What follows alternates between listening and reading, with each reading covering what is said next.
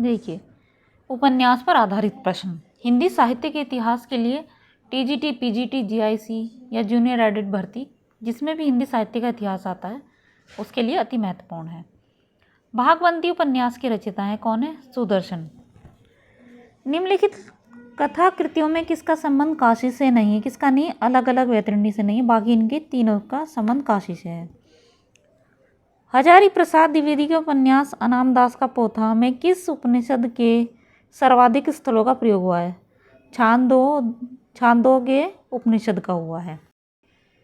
अनामदास का पोथा शीर्षक उपन्यास के लेखक है कौन है? हजारी प्रसाद द्विवेदी हैं अनामदास का पोथा शीर्षक उपन्यास के लेखक। निम्नलिखित में से कौन सा समूह आचार्य हजारी प्रसाद द्विवेदी के उपन्यासों को दर्शाता है?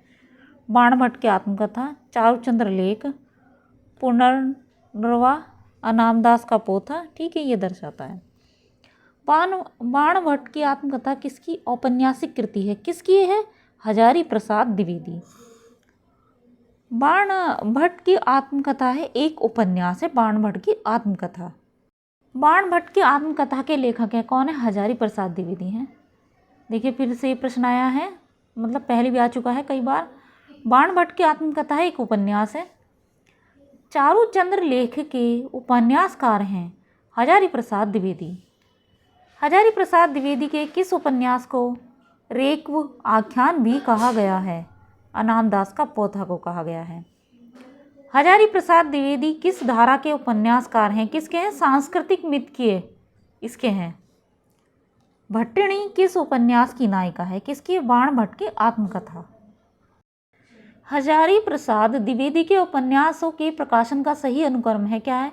बाणभट्ट की आत्मकथा, चारुचंद्र लेख, पुनर्नवा, अनामदास का पोथा। ठीक।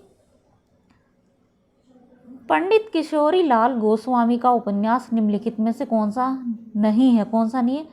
भोजपुर का ठग नहीं है, बाकी ये तीनों उपन्यास पंडित किशोरी लाल गोस्वामी के हैं। यहाँ पर ये महत्वपूर्ण तथ्य आप देख सकते हैं। लवंग ललता किस विधा की रचना है? किसकी? उपन्यास की है। रजिया बेगम किसकी रचना है? किशोरी लाल गोस्वामी। प्रसाद द्वारा रचित इरावती कैसा उपन्यास है? ऐतिहासिक है। यहाँ पर आप महत्वपूर्ण तथ्य देख सकते हैं।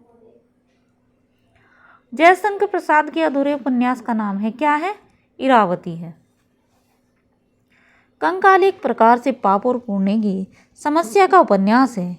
इस कथन के समकक्ष जयशंकर प्रसाद के बाद निम्नलिखित में से किस उपन्यास में इस समस्या को मुख्य रूप से उठाया गया है? चित्रलेखा में उठाया गया है। हिंदी में किनको मनोविश्लेषणवादी लेखक त्रय के रूप में प्रसिद्धि प्राप्त है? जैनेन्द्र, इलाचंद्र जोशी, अगे को। जहाज का पंछी किस प्रकार का उपन्यास है? मनोवैज्ञानिक उपन्यास है जहाज का पंछी।